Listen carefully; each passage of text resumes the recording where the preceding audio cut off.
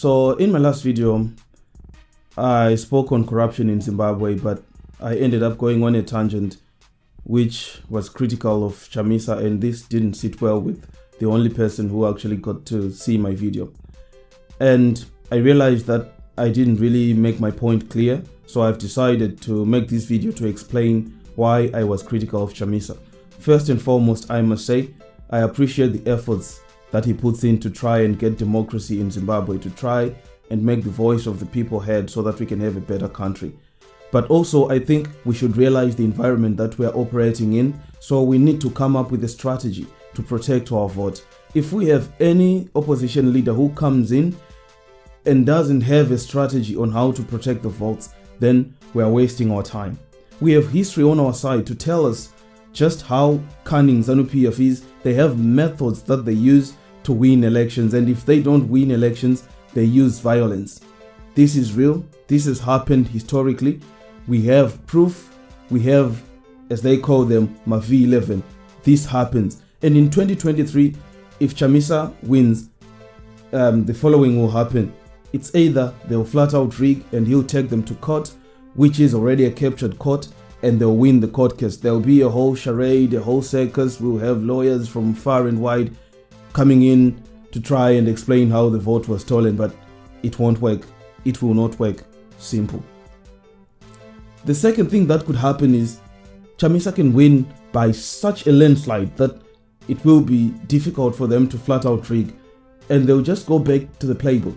They'll do what they did in 2008. It's either they'll do a runoff, or if he wins by such a margin that a runoff is not feasible, they'll flat out just refuse to give him power and, be violent towards the populace and control and keep power through violence. Zanu Pf has done this before. Zanu Pf is capable of doing this. And if Chamisa wins, they'll do this. This is why I was critical of Chamisa. What are we going to do to protect our vote? I consider myself a historian. I like looking at things through a historical lens because it helps us to see the character of the people we are dealing with. It helps us to understand how they operate and their influences, which can help us also to strategize on how to deal with those people. Zanu Pf did not rise out of a vacuum. Zanu Pf rose out of an ideology of nationalism and also during those days of communism. It was an effort to gain independence, self-rule and respect for the African through models that were used by the Chinese, the Russians and the Koreans, particularly the Chinese, because the Chinese were once under the British thumb and they did what they did to gain power. And we had leaders like Mao Zedong who rose up and transformed their countries. Those countries, when we were trying to gain our independence, we looked to them, we looked east, and they helped us with weapons, they helped us with training, they helped us with ideas. So those ideas seeped into Zanu Pf's political agenda and political ethos.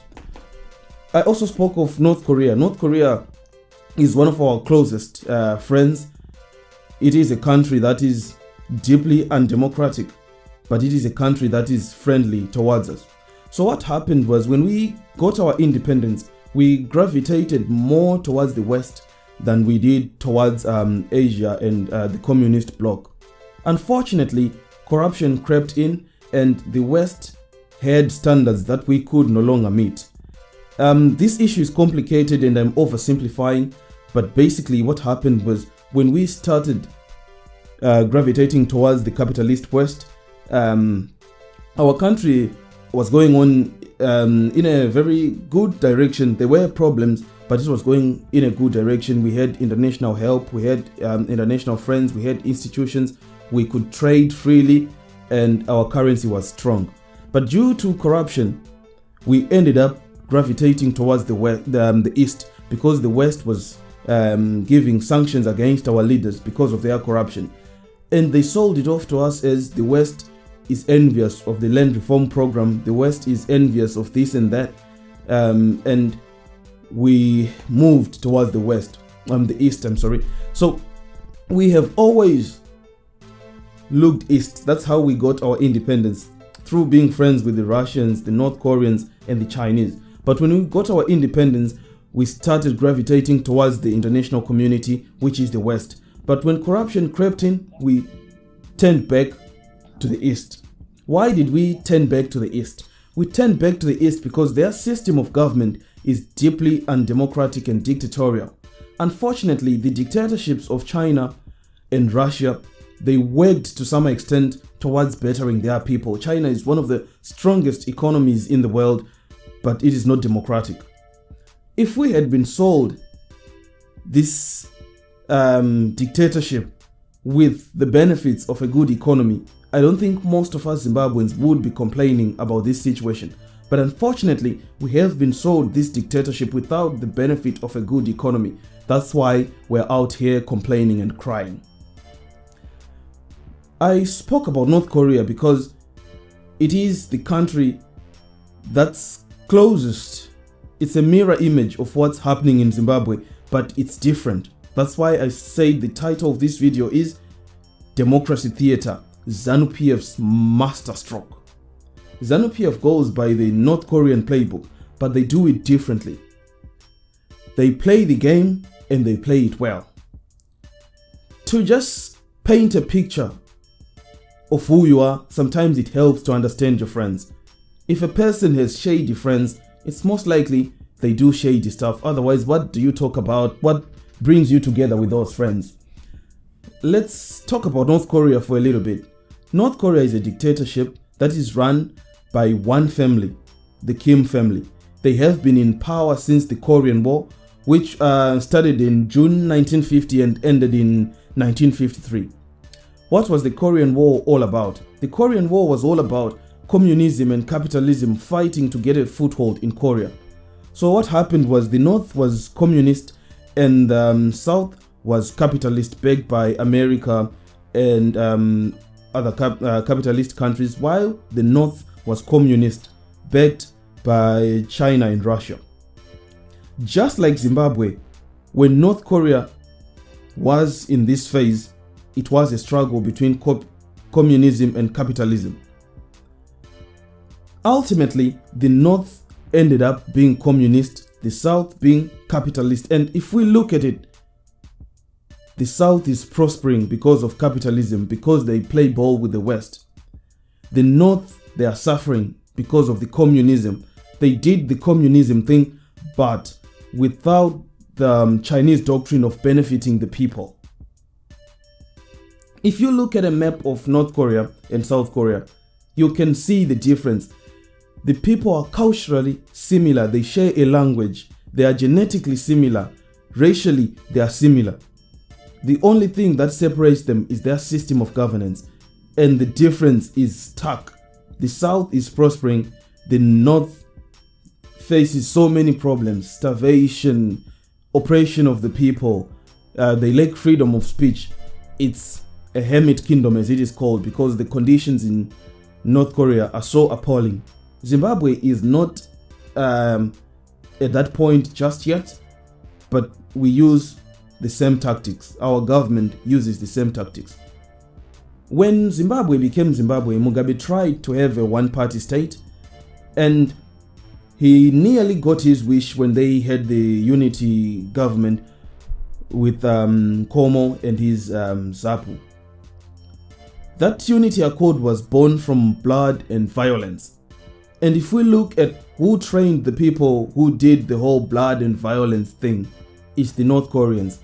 A brigade, the 5th Brigade, was sent to North Korea to train and to be influenced and infused and educated on that ideology of how to really control and oppress a population so that you can get away with whatever you want to get away with.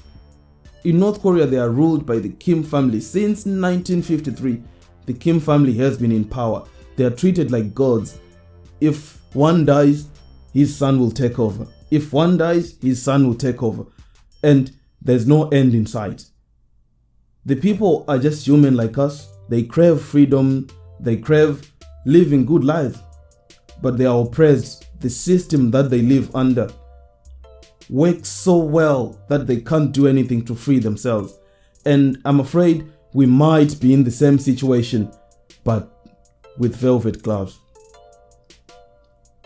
In North Korea, they have elections, but when they have elections, you can only vote for one candidate. The ballot simply has one name on it, but you have to go. You have to vote. If you don't go to vote, it's a sign that you are against the government, and that's dissent, and you'll be sent to prison. So they have this charade. They hold elections every 4 years. They go. There's only one name on the candidate ballot paper, and you don't even have to tick. You just take your ballot and you go and cast your ballot. You also have an option to cast your ballot in public or to use the private voting booths that are provided. But if you go and use that booth, it's also a sign of dissent. What privacy do you need? You get questioned, you get arrested. In 2008, Morgan Tsvangirai won the elections, and I was surprised that ZEC even got to announce that Morgan Tsvangirai had won. I never expected it in Zimbabwe for the national broadcaster to announce live on ZTV that Tsvangirai has won. It was a very shocking moment for me. I never expected to see ZEC officers admitting that the MDC has won.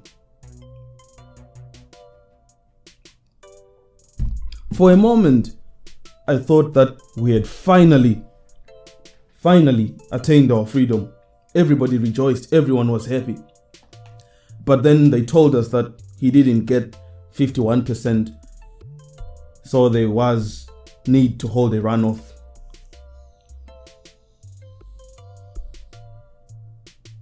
This is when things quickly went south. The runoff dates were set, and the Zanu Pf violence machinery went into overdrive. People were harassed. War vets went into villages and residential areas and galvanized the population, intimidated the population. They went and tried to investigate to see who voted for the MDC.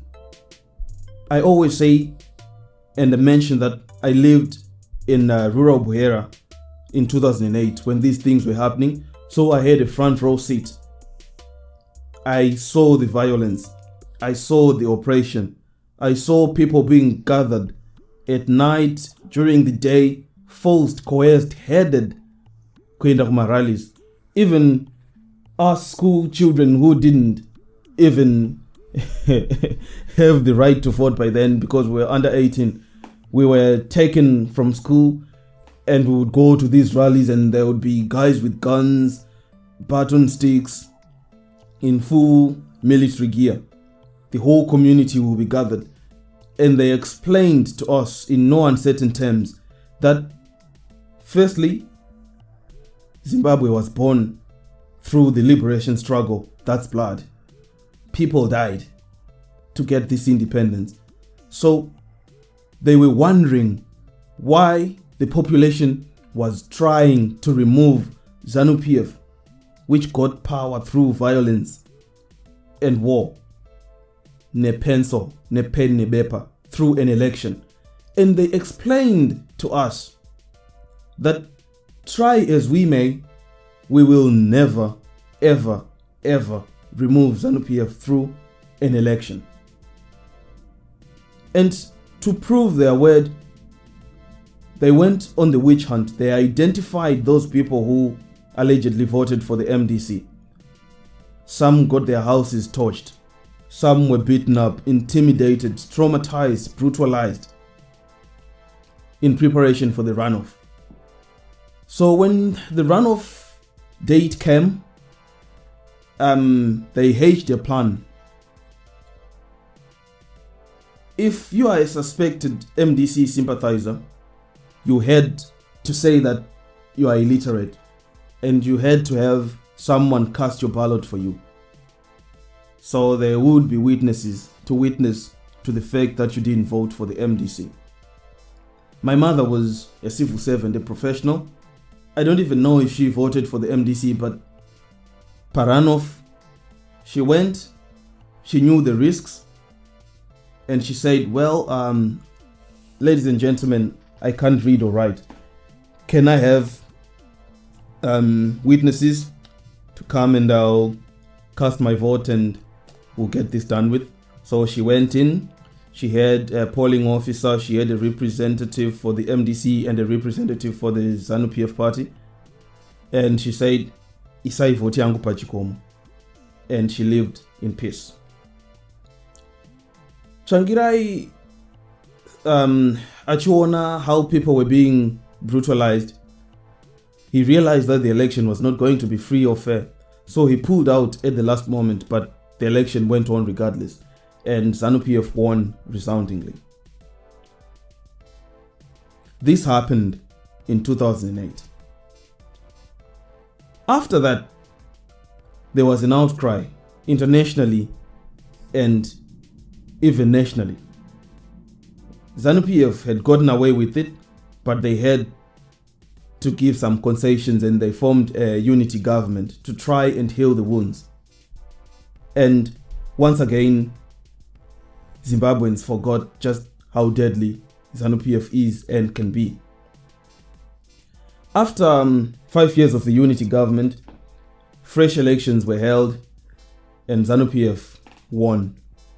Ever since we have had elections, like the last elections, Chamisa, I think he won, and he tried to, state that fact and to prove that fact through the courts, but it didn't work.